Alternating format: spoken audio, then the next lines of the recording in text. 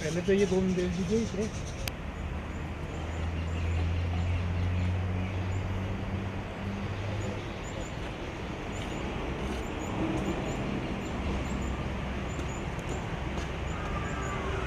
कटहल मिल जाएगा क्या? कटहल नहीं है सर, वहाँ से बड़े बड़े नहीं है। पहले लेके आ जाओ फिर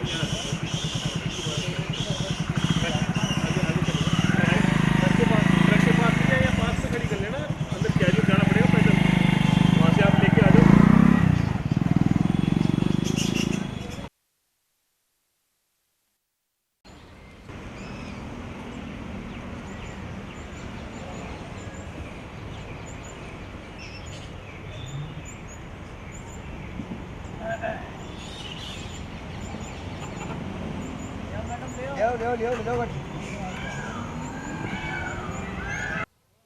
रोलिंग।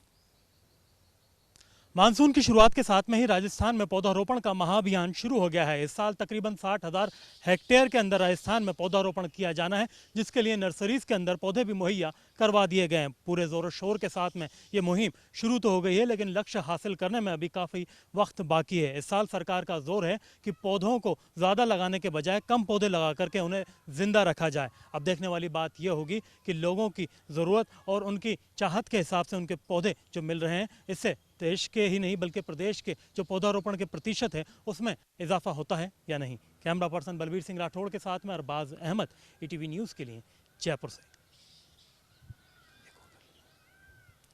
ड्यूरेशन ज़्यादा है ना कुछ।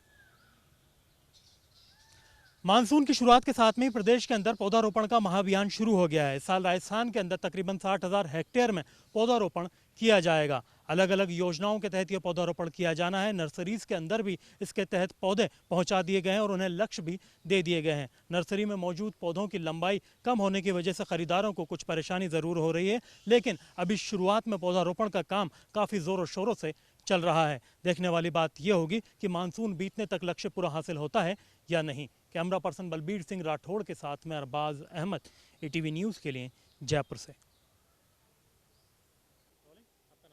रघुनाथ अग्रवाल। रघुनाथ जी, क्या किस तरह के पौधे लेना आए थे? यहाँ पे फुलवारी के हमने पेड़ लेने थे, तो मैंने जितने भी पौधे खरीदे हैं लगभग 60 के लगभग सब फुलवारी वाले ही पेड़ हैं और रेट की दृष्टि से और सब चीज़ों से बहुत अच्छा है। बस थोड़ा समझाने का हमको एक कमी रहती है कि थोड़ा समझा दे तो और अच्छी तरीके से हम परचेजिंग कर सकते हैं। बाकी सरकार जिन रेटों में उपलब्ध करा रही है वो बहुत अच्छी चीज़ों के, बाज़ार में यही पौधे 10 गुना रेटों में मिल रहे हैं। अगर रेट के अलावा अगर बात करें तो यहाँ आपकी पसंद की तमाम वैरायटीज लगभग जो हमारे यहाँ की प्रकृति है राजस्थान की, उसके हिसाब से ठीक हैं ये पौधे, ये चलते हैं।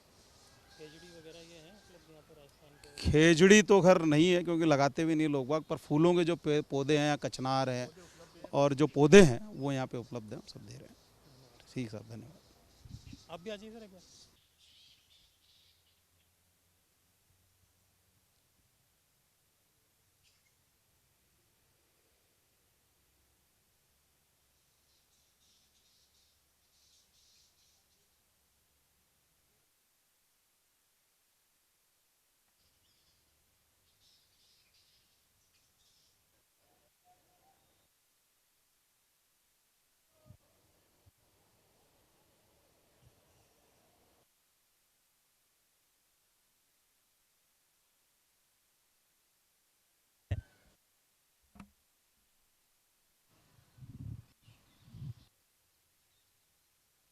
दो साल के लंबे इंतजार के बाद में आखिरकार जयपुर जू के अंदर सफेद बाघ अब दिल्ली से आने की राह निकलती नजर आ रही है। लेकिन यहाँ जयपुर जू प्रशासन को एक सवाल बड़ा परेशान कर रहा है, क्योंकि बाघिन सीता भी दिल्ली से लाई गई थी। ऐसे में उसका भाई उसका जोड़ीदार ना बन जाए, फिलहाल जयपुर जू के लिए ये एक सवाल है जो कि चिंता का सबब बना हुआ है। जयपुर जू प्रशासन ने इस मामले को लेकर के दिल्ली जू और सीजेड दोनों को अवगत करा दिया है। कोशिश यही रहेगी कि सीता का जोड़ीदार कोई और अच्छा टाइगर हो जो कि जयपुर जू के अंदर सफेद बाघ के प्रजनन में अपना पूरा योगदान दे सके। कैमरा पर्सन बलबीर सिंह राठौड़ के साथ में अरबाज अहमद, ईटीवी न्यूज़ के लिए जयपुर से। लंबे इंतजार के बाद में आखिरकार audio check 1 2 3, audio check 1 2 3, audio check 1 2 3। Clear है? रोल।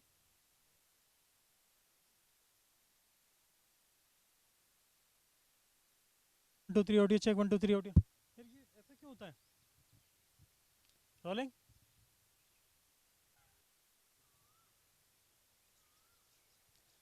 एक जुलाई से देश भर के टाइगर रिजर्व पर्यटन के लिए बंद कर दिए गए हैं, लेकिन ये 3 महीने राजस्थान में रणथंभौर और सरिस्का के लिए बहुत मुश्किल से बीतेंगे, क्योंकि इस बार चुनौतियां बहुत ज़्यादा हैं।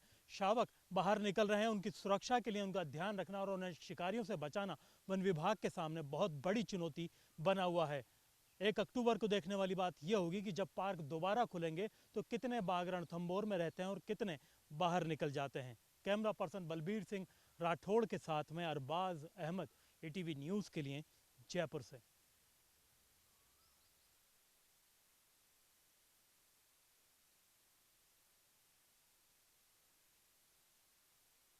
Check 1 2 3 continue.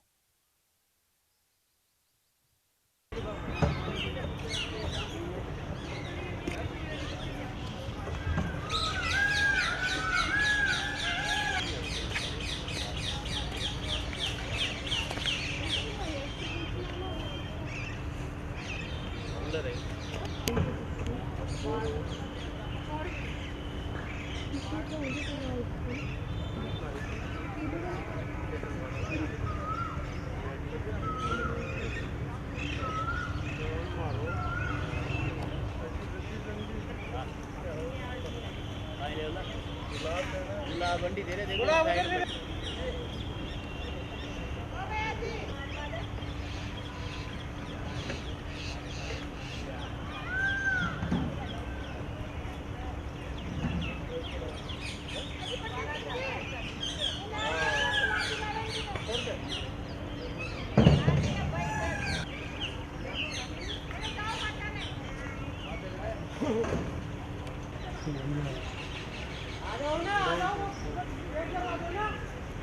आज से पहले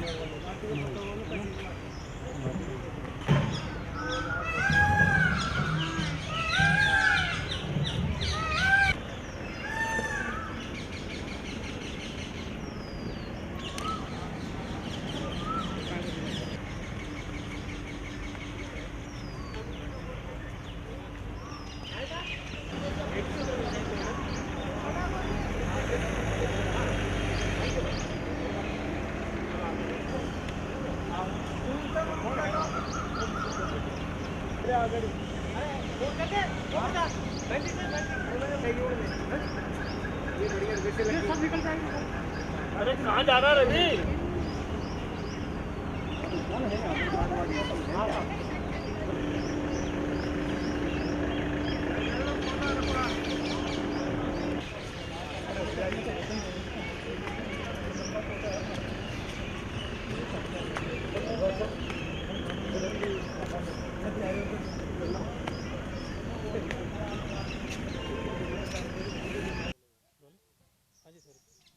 जो नदियों का स्वरूप बिगड़ता जा रहा है पूरी तरह से खनन की वजह से, बजरी माफिया पूरी तरह से दोहन कर रहा है नदियों का, क्या स्थिति?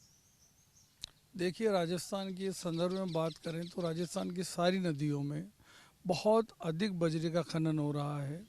चंबल इस सबसे ज़्यादा प्रभावित है, बनास उससे ज़्यादा प्रभावित है, और न केवल जल क्षेत्र में से नाव के द्वारा बजरी का खनन किया जा रहा है कोटा के आसपास, बल्कि बड़े भारी क्रेन, बड़े बड़े साधन लगा करके रात और दिन नदियों का, उनकी रेत का शोषण किया जा रहा है। परिणाम ये है कि अधिकांश नदियां मृत्यु के कगार पर पहुंच गई है। उनमें जो आंतरिक जल प्रवाह होता था, जो साल भर जल बहता रहता था नदियों में, जिससे नदियों का जीवन बना रहता था, वो लगभग समाप्त हो गया। दूसरा, जो नदियों के किनारे रहने वाले गरीब लोग थे, जो तरबूज, खरबूज, प्याज, ककड़ी, इस तरह की जो है जल उपज पैदा करते थे, ये जानकर आपको आश्चर्य होगा कि अब टोंक में कोई भी खरबूज, तरबूज, प्याज जैसी चीज़ अब पैदा नहीं होती, जबकि सदियों से वो प्रसिद्ध रहे हैं। इसी तरह आप बनास नदी का देखिए, उद्गम स्तंभ से लेकर के सभी जगह नदियों में प्रदूषित जल छोड़ा जा रहा है। भीलवाड़ा में तो आप नदियों में बहता हुआ नीला पीला लाल पानी देख सकते हैं।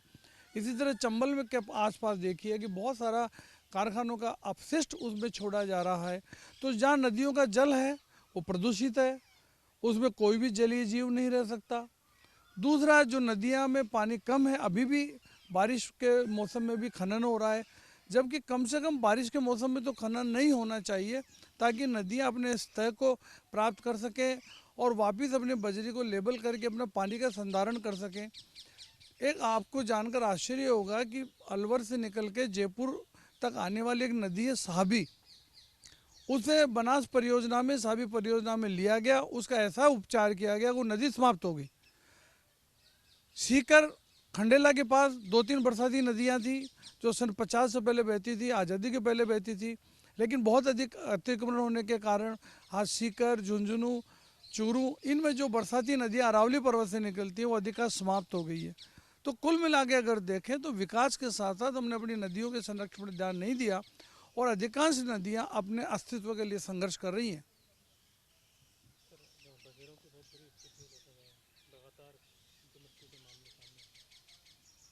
देखिए, जब गर्मी होती है तो बहुत सारे जीव जंतु, चाहे टाइगर हो, बघेरा हो, रीछ हो, जरक हो या दूसरे जीव जंतु, वो पानी की तलाश में बस्तियों की तरफ आ जाते हैं। और जहाँ ठंडाई होती है, खेती में पानी की नमी होती है, तो पानी की तलाश में जानवर जंगल से बाहर आता है। और ये विडंबनापूर्ण है कि जो ही किसी जानवर जंगल से निकलकर किसी खेत में आता है, किसी बस्ती में आता है, तो लोग उसे मारने लग जाते हैं। उनके मन में कोई करुणा दया नहीं होती। पिछले अगर 2-3 सालों में देखें तो 300 से ज़्यादा पैंथर ग्रामीणों द्वारा सड़क दुर्घटनाओं में, कुएं में गिरने से हुए हैं। अभी टोंक में तो कुछ लोगों ने रीछ तक को मार दिया था। तो पता नहीं ये क्यों प्रवृत्ति है लोगों की कि जो ही भूखा प्यासा जानवर जंगल से भटक करके पानी की तलाश में आता है, भोजन की तलाश में आता है, तो वह उसे मारने लग जाते हैं। ये बात सही है कि वह जानवर बहुत सारे जीव जंतुओं को, बहुत सारे प्राणियों को घायल कर देता है, शिकार करता है, लेकिन ये उसकी बुनियादी ज़रूरत है। हमें उसको सुरक्षा देने की आवश्यकता है और हम वन क्षेत्र में नहीं जाएं तो घायल होने की स्थिति भी नहीं आएगी। इसलिए सरकार को इस दिशा में भी सोचना चाहिए।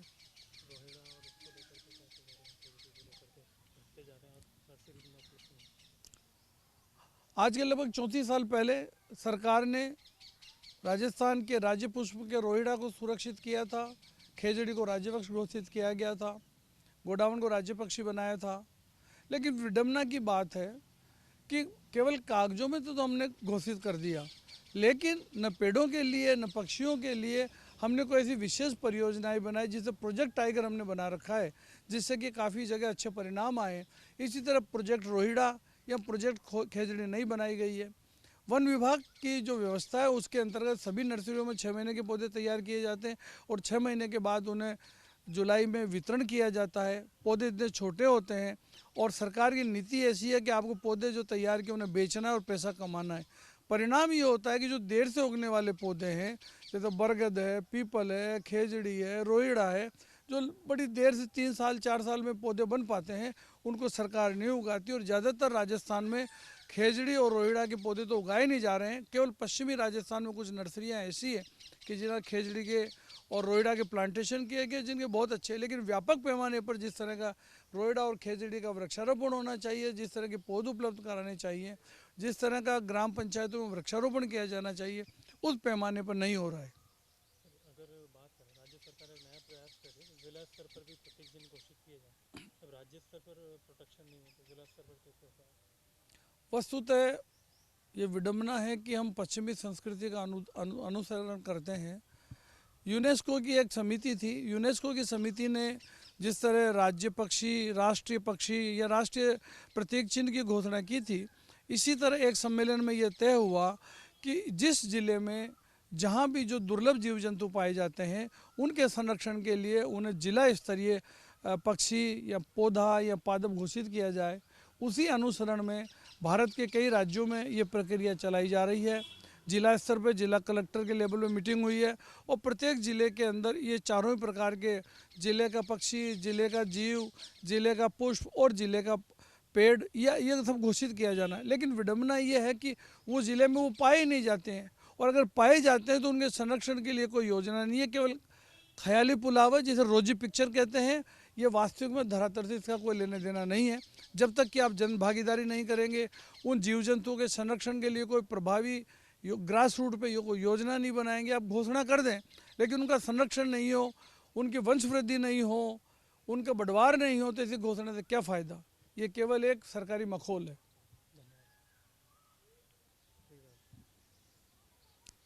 राजस्थान की कोई भी नदी हो, किसी भी जिले की, उन नदियों से सरकार की गलत नीतियों के कारण सारी नदियां बर्बाद हो चुकी है। आज यहाँ से बजरी राजस्थान से बम्बई, इंदौर, चेन्नई, दिल्ली, रतलाम सारी जगह बाहर जा रही है और सरकार की कोई नीति ही नहीं है नदियों को बचाने की। नदी कोई फैक्ट्री में तो बनती नहीं है, वर्षा कम होने लग गई, नदी बहती नहीं है और नदी में 3 मीटर तक यानी 10 फीट से ज़्यादा खुदाई कर नहीं सकते और ठेकेदारों को केवल सरकार कमाई का जरिया बना करके अरबों रुपया उनसे रॉयल्टी के नाम पे ले रही है और 20-20, 25-25 फीट की सावल मशीन और बड़ी बड़ी मशीनों से नदियों को खोद डाली। उससे नदियाँ बड़ी बड़ी खानों का रूप ले लिया है और नीचे पत्थर निकल आया है, रेत समाप्ति की ओर है। और आज इतना बड़ा रेत माफिया पूरे राजस्थान में लगा हुआ है कि सारी नदियों के प्राण इन्होंने निकाल दिए और इनसे पर्यावरण शुल्क लेते हैं और उस पर्यावरण शुल्क से न तो नदियों का मूल स्वरूप लौटाने का काम हो रहा है और सारी नदियाँ लगभग बर्बाद होने की तरफ जा रही है और सरकार बैठे बैठे तमाशा देख रही है। मामूली रॉयल्टी के पीछे, मामूली कमाई के पीछे राजस्थान की नदियों को तहस नहस करके इनका मूल स्वरूप पूरी तरह से नष्ट कर दिया गया है। झील जलाशयों समूचे राजस्थान में प्रत्येक जिला मुख्यालय पे, चाहे वो उदयपुर की फतेह सागर हो, चाहे कोटा का किशोर सागर हो, चाहे बूंदी का नवल सागर हो, भीलवाड़ा का गांधी सागर हो, जयपुर के जितने भी झील जलाशय हैं, आज सारे झील जलाशयों पर अतिक्रमण हो चुका है।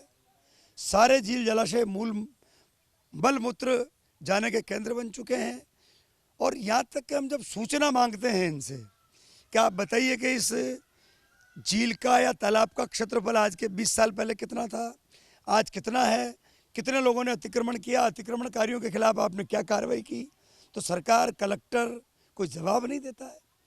राजस्थान के सारे झील जलाशयों पर अतिक्रमण हो रखा है और सारे झील जलाशयों में मलमूत्र सीवरेज वाला पानी जा रहा है, डिस्पोजेबल डाल रहे हैं। सारे झील जलाशयों का मूल स्वरूप समाप्त हो चुका है, कचरा केंद्र बन चुके हैं और सारे झील जलाशयों का क्षेत्रफल घट करके लगभग आधा रह गया है। बहुत चिंता की बात है। सरकार इस संबंध में सोचे, झील परियोजनाएं लागू हो रही है, हज़ारों करोड़ रुपए इस पर खर्च हो रहा है, लेकिन सारा पैसा अफसरों की केवल जेब में जा रहा है, कागजों में खर्च हो रहा है। एक ये क्या स्थिति है, प्लांटेशन स्टार्ट हो गया है, अब मानसून भी आ गया है, पिछले कई वर्षों में करोड़ों पौधे लगाए गए हैं पर मृत्यु दर बहुत ज़्यादा है, पनपते नहीं पौधे। अभी भी वो स्थिति है जो ज़रूरी है, जो दुर्लभ प्रजातियाँ हैं वो लगने पाई। वर्षा ऋतु शुरू हो गई है, जनता में बहुत उत्साह पेड़ लगाने का, पौधे लगा के पेड़ बनाने का। मृत्यु दर की जो आप बात कर रहे हैं वो सरकारी जो विभाग पौधे लगाता है उसमें मृत्यु दर ज़्यादा है। जनता और आम और ख़ास लोग जो पौधे लगाते हैं वो बड़े उत्साह के साथ पौधे खरीदते हैं, बड़े उत्साह के साथ पौधे लगाते हैं और उन पेड़ों को चलाते हैं। सवाल प्राइवेट लोगों में ऐसा नहीं है, सरकारी में है। इसका रास्ता क्या है? तो सरकार तो औपचारिकताएं करती है, अपने आंकड़े पूरे करती है, पैसा खर्च करती है और रिजल्ट नील होता है। आप देखिए आज सरकारी नर्सरियों में आदमी भाग दौड़ करके पौधे लेने आ रहा है, पौधे बड़ी साइज़ के नहीं मिल रहे हैं, पौधे मांगी गई प्रजाति के नहीं मिल रहे हैं। आदमी लगाना चाहता है फुलवारी के शानदार अशोक के पेड़, या कोई पेड़ नहीं है। मतलब मांग के अनुसार पौधे मिले, प्रजाति भी मिले, साइज भी बड़े मिले और पैसा आम जनता, हर व्यक्ति चाहता है कि मेरे को बढ़िया पौधा दो और कीमत पूरी लो, पर वन विभाग की नर्सरी में कोई पेड़ नहीं है। अब ये बजट का बहाना बनाते हैं, स्टाफ का बहाना बनाते हैं, जनता को इससे कोई लेना देना नहीं। जनता पौधे चाहती है और धन देना चाहती है और लगाना चाहती है, चलाना चाहती है। अगर ओवरऑल बात करें तो क्या पूरी स्थिति है, रोड्स के ऊपर भी काफ़ी पौधे काटे गए थे पहले राजमार्गों के विस्तार के नाम पे। कैंपा के भी काफ़ी भी पैसे मिल चुके हैं, लेकिन वो फंड का उपयोग नहीं हुआ। अब रोडों पर तो राजस्थान सहित पूरे देश में इतने पेड़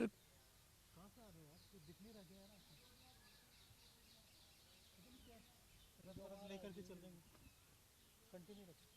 हाँ, अब बोलते हैं। राजस्थान सहित समूचे देश में 4 लेन 2 लेन 6 लेन मेगा हाईवे में करोड़ों की तादाद में पेड़ काटे गए और 3 गुने पेड़ लगाने का सरकार ने पैसा भी दिया इनको, वन विभाग को भी दिया, राष्ट्रीय राजमार्ग को भी दिया, पर आज तक इन्होंने पूरे पेड़ नहीं लगाए 2003-4 से लेकर के आज तक।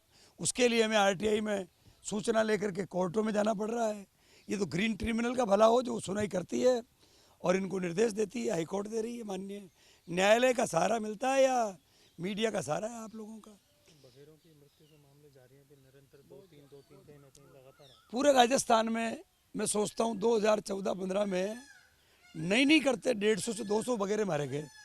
इवन ब्यावर में कल वगैरह मारा गया। अब अजमेर में लोकेट में उनके रिकॉर्ड में वगैरह है ही नहीं और 5 वगैरह मर गए साहब इन दिनों में। राजसमंद में मर गए होंगे 20, उदयपुर में मर गए होंगे 10। कोई पानी भोजन पानी की तलाश में कुएं में झांकता, फिट 2 फीट पानी होता है, वो जब अंदर कूदता है तो ब्रेन हेमरेज हो जाता है, मर जाता है। गांव और कस्बे में जाता है भोजन पानी की तलाश में तो कस्बा वासियों के उसके आपस में झड़प हो जाती है।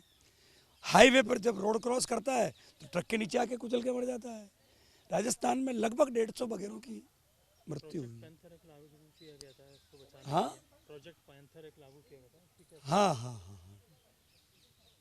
नहीं, अभी मेरा ख्याल प्रोजेक्ट पैंथर की मुझे पूरी जानकारी नहीं है। प्रोजेक्ट पैंथर अगर लागू होता है तो खुशी की बात है, पर पैंथर बचाने की दिशा में कोई महत्वपूर्ण कदम होना चाहिए। कोई इन पैंथरों को के जो आवास स्थल है घने जंगल, उसको हम बर्बाद कर रहे हैं। उसमें भोजन पानी है नहीं, पानी का इंतज़ाम नहीं, भोजन का इंतज़ाम नहीं, मजबूरी बस वो कस्बों में रुक करते हैं, शहरों में रुक करते हैं, फिर वो कस्बा वासियों की मुठभेड़ में मारे जाते हैं या फिर कुएं में पड़ के दम तोड़ देते हैं या एक्सीडेंट में उनकी मृत्यु हो जाती है।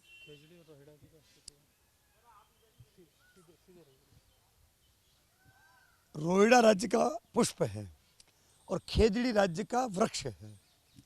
सवाल ये कि सरकार ने 1982 में इनको दर्जा तो दे दिया, मान्यता दे दी, इसके संरक्षण के और उसके बढ़ाने के लिए कोई सरकार ने कोई योजना पर कोई काम नहीं किया। आज जहाँ हम खड़े हैं राजस्थान की सबसे बड़ी ग्रास फार्म नर्सरी है और लगभग 100 बीघा में नर्सरी खड़ी है, पर ताजुब तब होता है कि आज रोहिड़े का एक पौधा या अवेलेबल नहीं है, खेजड़ी का पेड़ यहाँ नहीं है। अब आम जनता पौधा लेने आए पैसे के साथ तो उसको पौधा अवेलेबल कराने वाले नहीं है। जब सरकारी नर्सरियों में रोहिड़ा और खेजड़ी नहीं है तो बताइए आप क्या मकसद है राज्य के पुष्पकार, राज्य के वृक्ष का? सबसे पहले इनको बढ़ चढ़ करके अपनी नर्सरियों में समूचे राजस्थान में रोहिड़ा के पौधे तैयार करने चाहिए, खेजड़ी के पौधे तैयार करने चाहिए। जो लाखों हेक्टेयर जंगल है इनके, उसमें रोहिड़े के पौधे लगाए, खेजड़ी के पेड़ लगाए, तो जाकर के पिछले वाली पीढ़ी ये समझ पाएगी कि ये हमारा राज्य वृक्ष है, ये हमारा राज्य पुष्प है। इसके लिए मन वचन से वन विभाग को लग करके दिल से काम करना पड़ेगा।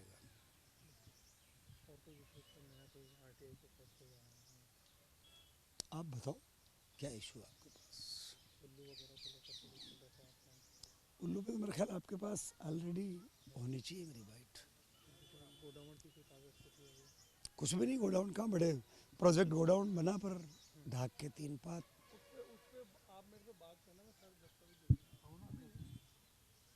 किस पे?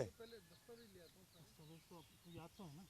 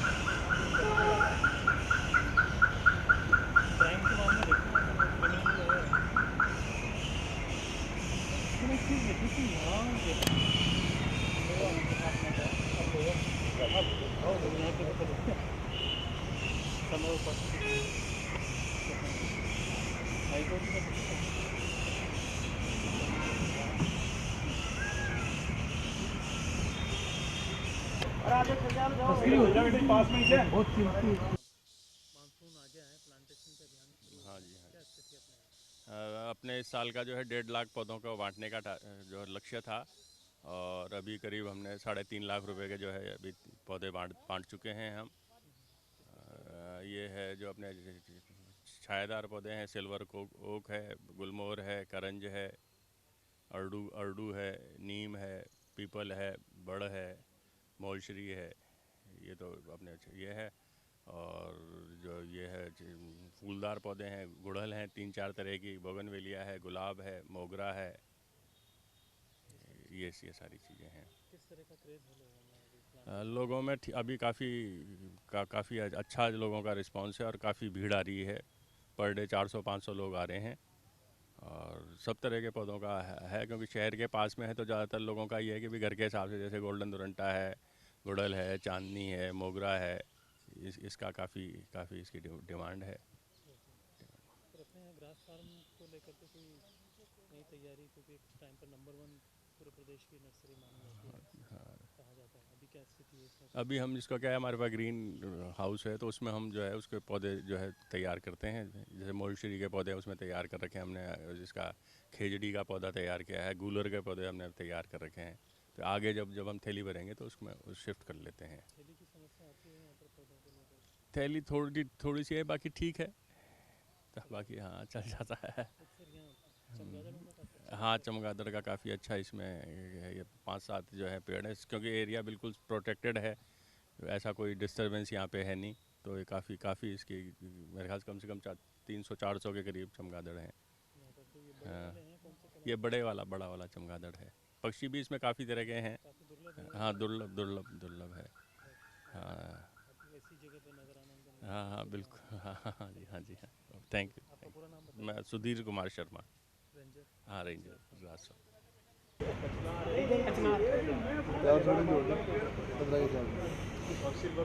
कचनारी जाना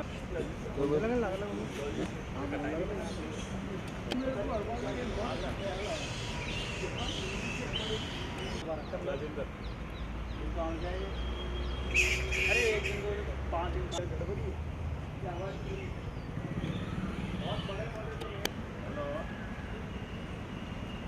हाँ नमस्कार सर।